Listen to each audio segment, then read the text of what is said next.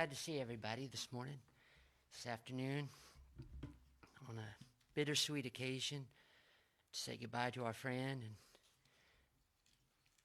Joanne asked me on the way here if I was nervous, and I said, no, I feel like I'm looking outside waiting for Jack to come out on his porch so I can go over and say hi and visit for another hour or so. That's what it feels like.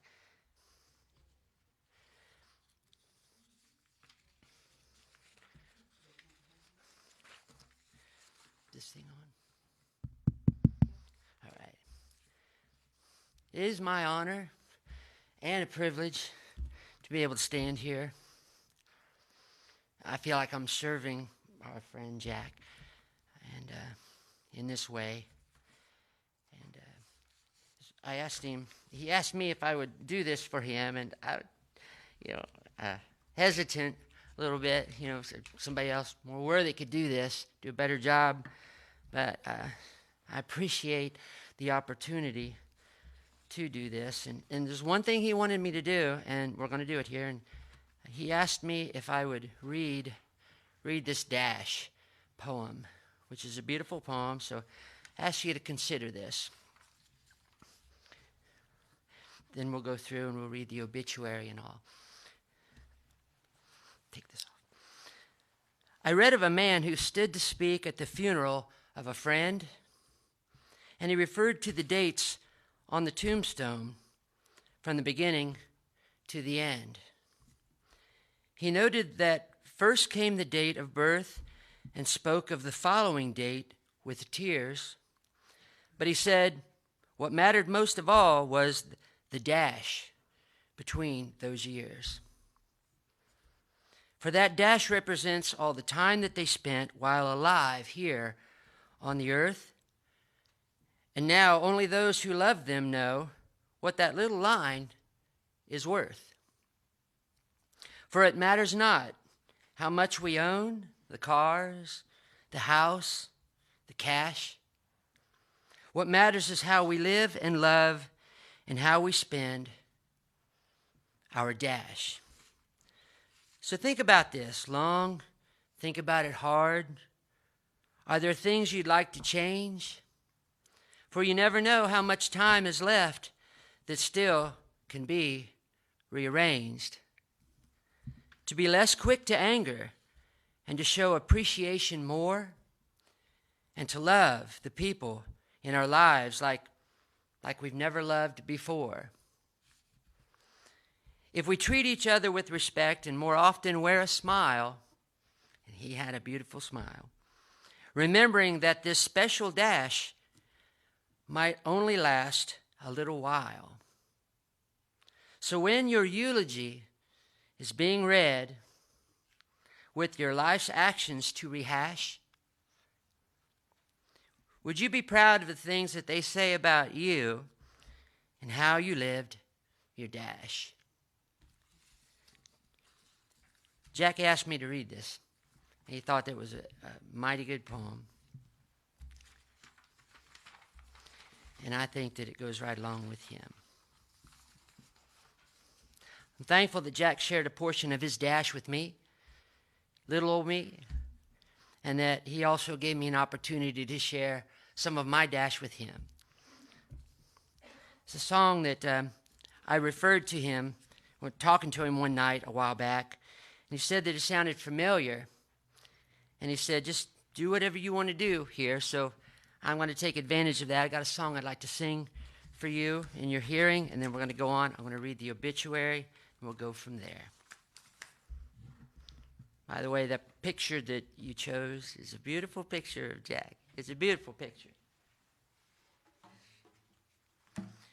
I am a school teacher, and I like to implement music in almost everything that I do. So I'm looking at this from the same angle.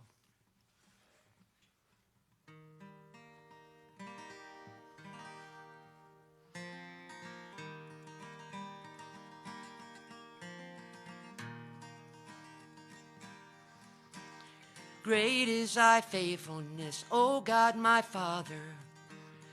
There is no shadow of turning with thee.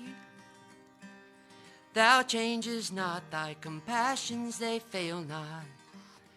As thou hast been, thou forever will be.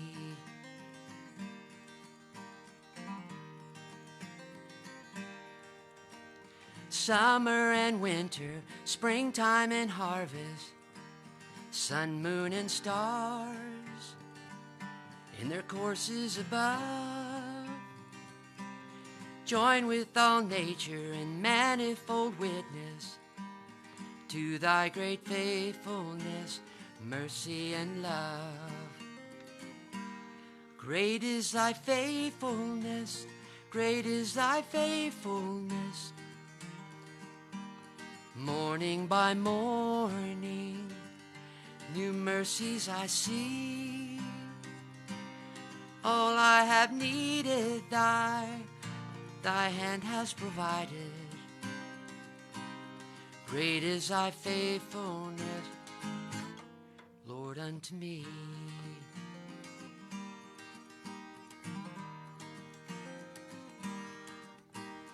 Pardon for sin and a peace that endureth, thine own dear presence to cheer and to guide, strength for today and bright hope for tomorrow, blessings all mine with 10,000 beside. Great is thy faithfulness, great is thy faithfulness. Morning by morning, new mercy I see. All I have needed, thy hand has provided. Great is thy faithfulness, Lord, unto me.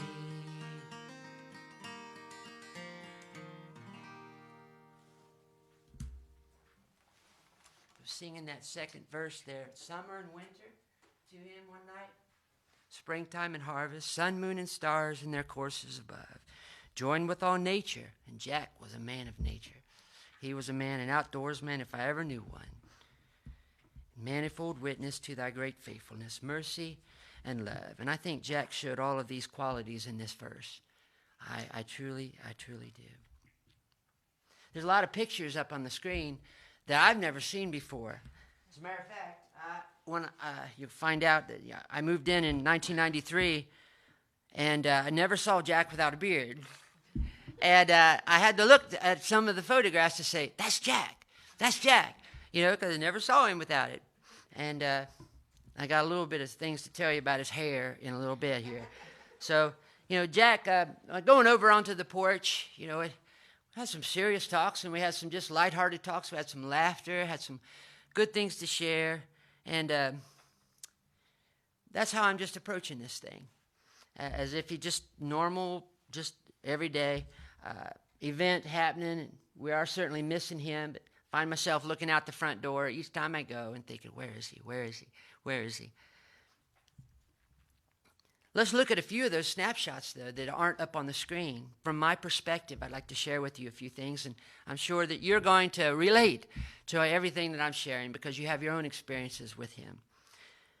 Let's read this obituary, if I can find it. Oh, here it is. All righty. Jack A. Patterson passed away Sunday night, February 28th, 2021. After a 4-year battle with cancer. He was born on June 27, 1947, to Jack and Bernice Patterson. Both parents preceded him in death, along with a brother-in-law, David White. Jack is survived by his lovely wife, Sherry Grow Patterson.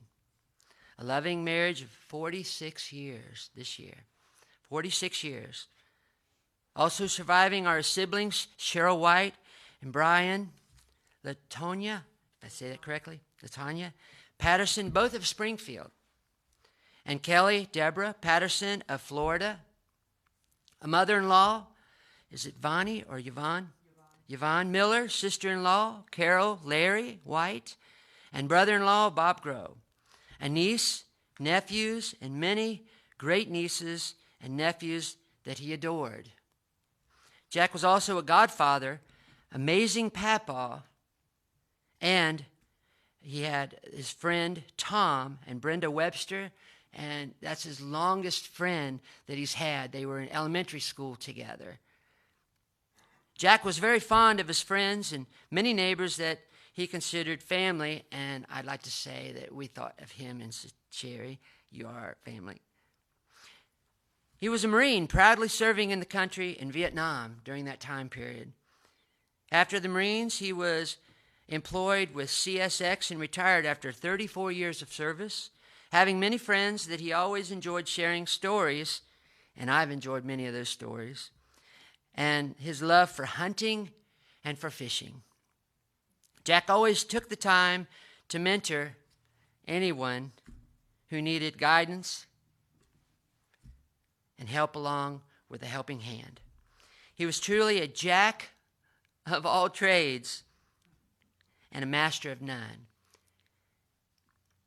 But he was a master of a lot of things. He was a master of a lot of things also, and we know that personally in our lives.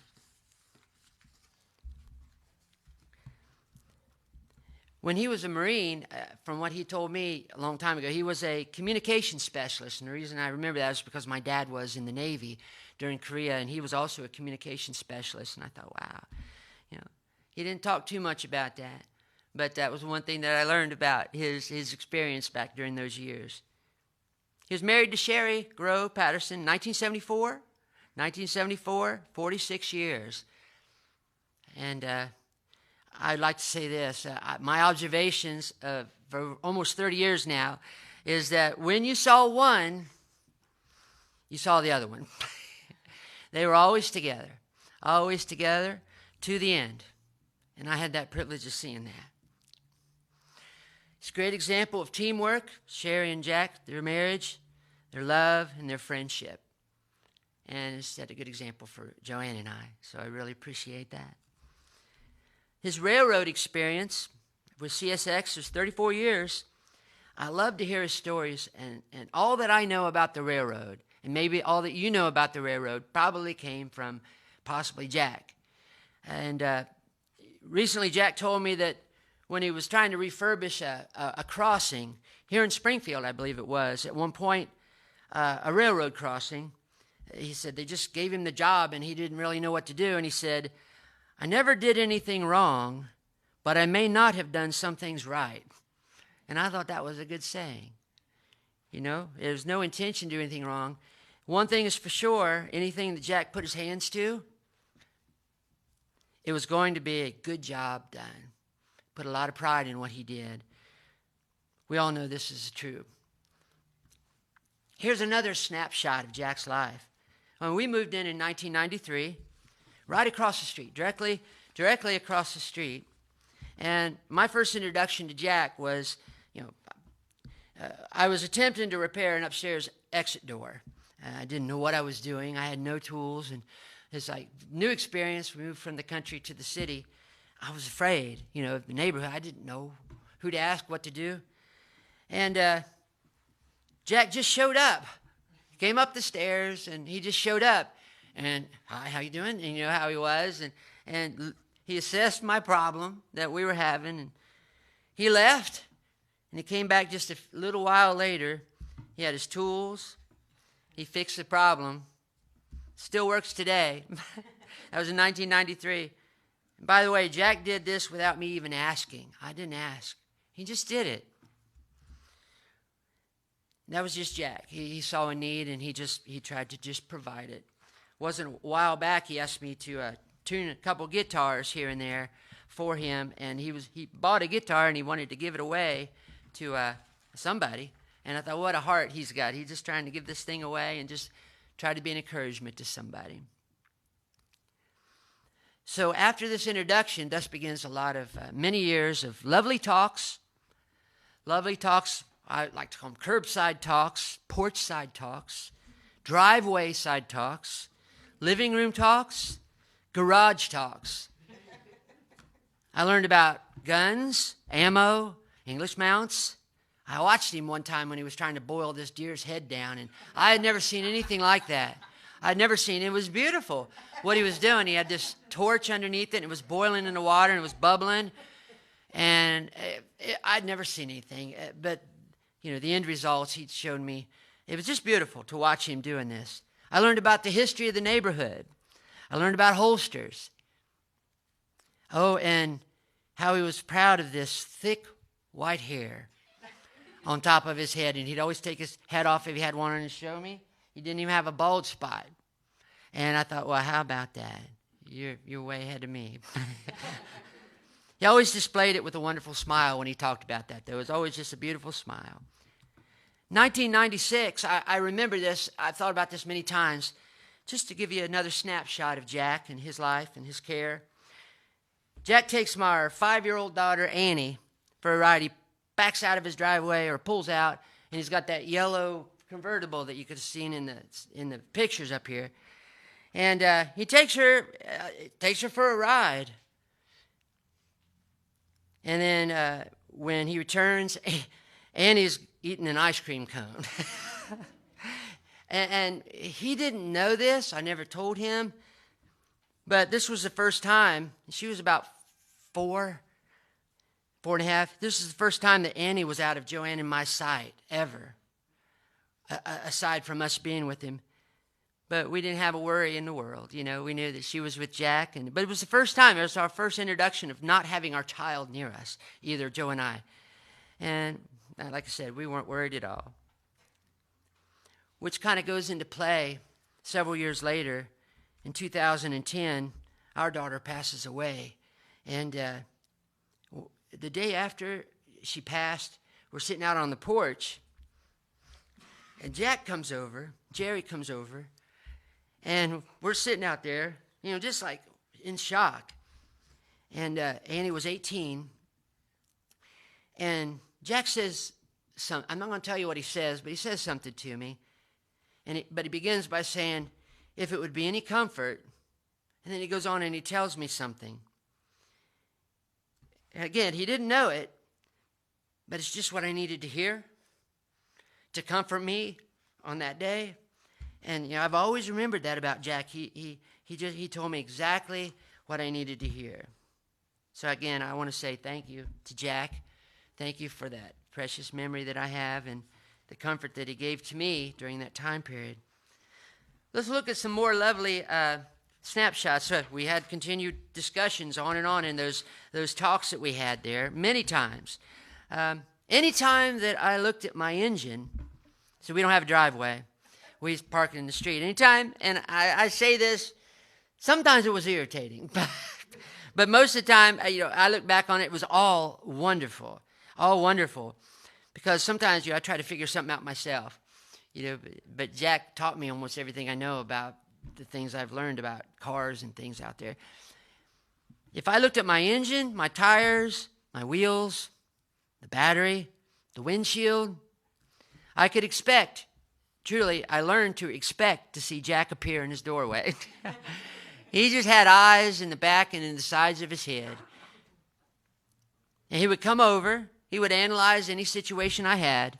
He would fix or offer an excellent advice on what I needed to do to resolve the problem. And every time, it worked.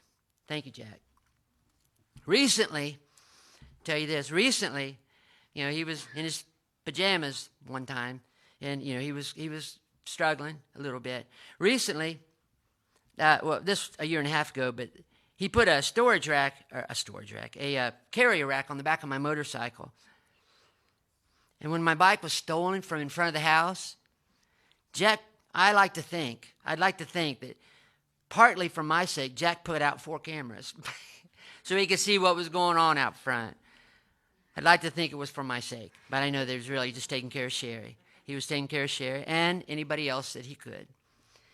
When our daughter needed new tires and she wouldn't listen to her father, me, it didn't matter what Dad said, respectfully. But all Jack had to do was walk over there and just tell her, you need new tires. It wasn't long till she got them on there. Jack needed that. What was that? The next day, Jackie told her what to do. And she listened. Visiting with Jack and Sherry, I've always felt inviting at home. I felt like you're my older sister, my older brother. I didn't know if Jack was more like my dad or my older brother. I wasn't sure. 18 years difference, but he filled both roles for me in many ways. Many ways. One time I was sitting out on the porch just reading, which I like to do. It's cheap, and it's easy to do, and the way the sun hits the porch, it's just nice. Now, out of nowhere, Jack appeared on my steps right in front of me, and it kind of startled me. And when he realized what he'd done, from that time on, I think that he got a kick out of trying to do it again. And I caught him a couple times sneaking over just to come over and talk, just for opportunities to startle me, and I got wise to it after a while, but he enjoyed that. He'd come over with a smile, and he'd say, "Oh, I was trying to scare you again." A few more snapshots before we have to go. I don't know who was married. Maybe they're in the room here. Jack thought it was really cool that he got to marry a couple at one point. He got to marry somebody, and he gave me the information. And Sherry sent it me, but to help Jack to be able to legally do that type of thing, and I was attempting to do that at the time. I was going to marry our daughter, and it didn't happen. She passed away. But I think about that. I say, wow, Jack really thought that was something else, that he had that opportunity to do that type of thing. I've had the only privilege, besides the military, of shaving off Jack's beautiful white non-thinning hair. When he started to do chemo treatments, he thought he was going to lose his hair. And Sherry called and said, "Jack wants to know if you cut off his hair." So we went to the hospital and we did that. That was a surreal experience after seeing Jack with his long flowing white hair for all this time. Needless to say, he wasn't one of those types that would lose his hair. And he let it grow back out, and it didn't take any time at all. And what an experience, though, that he'd shared with me and allowing me to do something like that. Thank you, Jack, for that experience. Another snapshot. Jack loved to hug. He loved to hug. He seemed like a tough guy. He was a tough guy. But it seemed like at times when I needed it, and during the last few years here when he needed it, he just really accepted a hug. And just that kind of communication, and I was glad to be able to provide that. He loved my kids. I'm sure he loved all the other ones in the family. He did. In a real way, he was my kid's papa in a lot of ways. He was their papa too. He was not one to sit in a rocking chair of life. He set a great example for me this way. Actually, he makes me look bad, really. But as far as getting everything ready, when he knew that he had this diagnosis, he told me a couple weeks ago, he said that when he was diagnosed with cancer, he felt like he was in the prime of his life. He felt like he was in the prime of his life. And he was never one to sit in a rocking chair, and he wasn't about to. And I just had this thought that if he'd lived to be 100 years old, he'd never be an old man. He'd never be an old man. He never would be. So we're coming down to the end. And I know I've missed a lot of snapshots, things that you know about, things that others know about. And we'll continue to revisit those things as time goes by. But correct me if I'm wrong, Sherry, but you told me on the phone that the evening that he passed, that you tell him that you love him, he was able to tell you that he loved you back early on. What a wonderful last few things to say. And I got to thinking about what he told me earlier in the week. I was getting ready to leave, and I fully expect him to come back and see him at home. And the last thing he said to me was, "Thank you very much." In a heart he had his chin down, "Thank you very much." And you could tell his heart was just going out. And all we were doing was just shoveling snow for Sherry to be able to get out. And glad to do it for him, but he was not able to. He said, thank you very much. A week and a half ago, when he was assigned to hospice, Sherry had gone upstairs for a few moments, and Jack says to me, he says, "I always knew this day would come. I always knew this day would come." I think that up until the very end, we had hopes that maybe when the weather got warmer, he'd be able to get outside and maybe rejuvenate a bit. We all always have those hopes, but he said, I always knew this day would come. And my heart was saying the same thing. Not for Jack, but for myself. Don't we think that in the back of our minds? We know if we could be strong, ready to conquer the world one day, and then the next day we could be like, oh, I can't even get out of bed. So we have to be reminded of these things. And those things that the Dash told us, that we need to show love. We need to make good decisions. We need to show these people around us that we love them, that we love them. And Jack was a great example of that. James 4:14 in the New Testament says, what is your life? It's even a vapor that appears for a little while and then vanishes away. That is so true. That is so true. Our life is here and then it's gone. We're young, then we're old. It's today and then it's tomorrow. I don't know if Jack was much of a reader, but I wanted to make a quote from Laura Ingalls Wilder from one of her Little House storybooks. And it says this about time. It says, she was glad that the cozy house and Pa and Ma and the firelight and the music, they were now. They could not be forgotten. She thought because now is now. It can never be a long time ago. And I got to thinking that, wow, it's already been close to a week since that Sunday evening that Jack has left this old world. And what a reminder he's given to us, the vitality that he had for his life living. I don't know what all of his decisions were, especially in the last days when we're having trouble, when we're in distress. We seem to come down to earth a little bit more, all of us do, and makes it a little bit more level-headed and straightforward decisions about ourselves. And it was hard for Jack to lose his ability to work out in the garage. It was hard for him to not be able to go out and shovel snow. It was hard for him to not be able just to get out of bed. He told me that he could get his legs out, but he couldn't get them back in. And so I'm learning from this, and I want to be wiser all the more.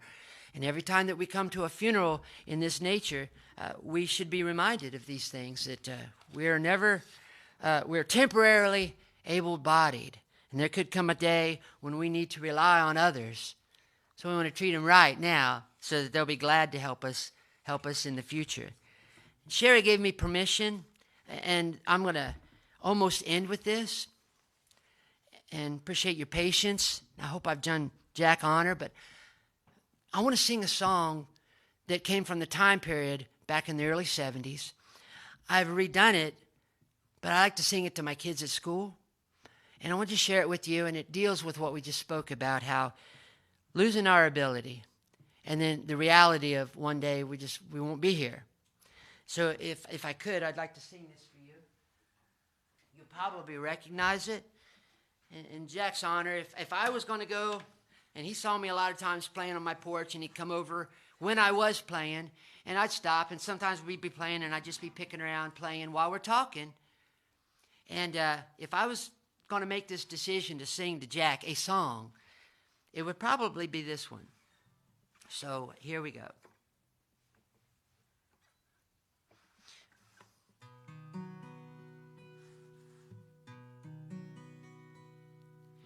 I'm being followed by a moon shadow, moon shadow, leaping and hopping on a moon shadow, moon shadow, moon shadow.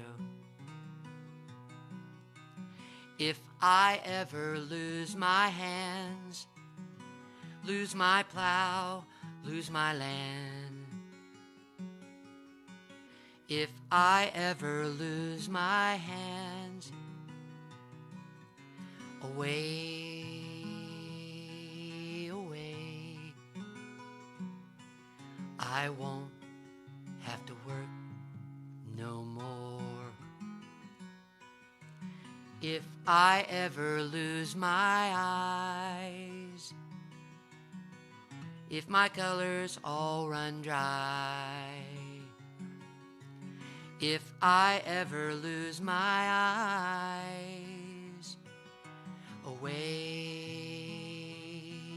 away, I won't have to cry no more. If I ever lose my legs, I won't moan and I won't beg. If I ever lose my legs, away, away, I won't have to walk no more. If I ever lose my ear, if my hearing disappears,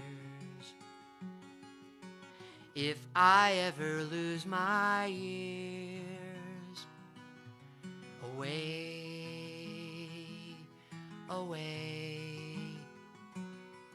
I won't have to listen no more. If I ever lose my mind, all my thoughts, all my time, if I ever lose my mind, away, away, I won't have to think no more. 'Cause I'm being followed by a moon shadow, moon shadow, leaping and hopping on a moon shadow, moon shadow, away, away, I won't see my friend no more.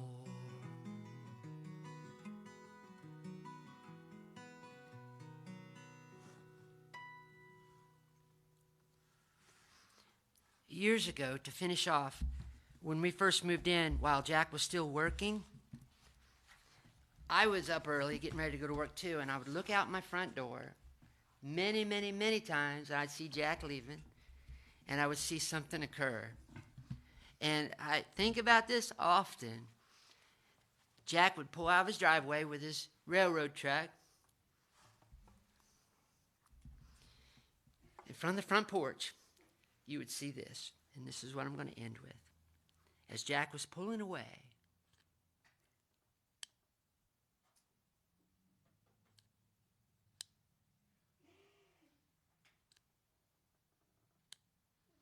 and he'd be off to work. And I'm going to give him one more for me and for you.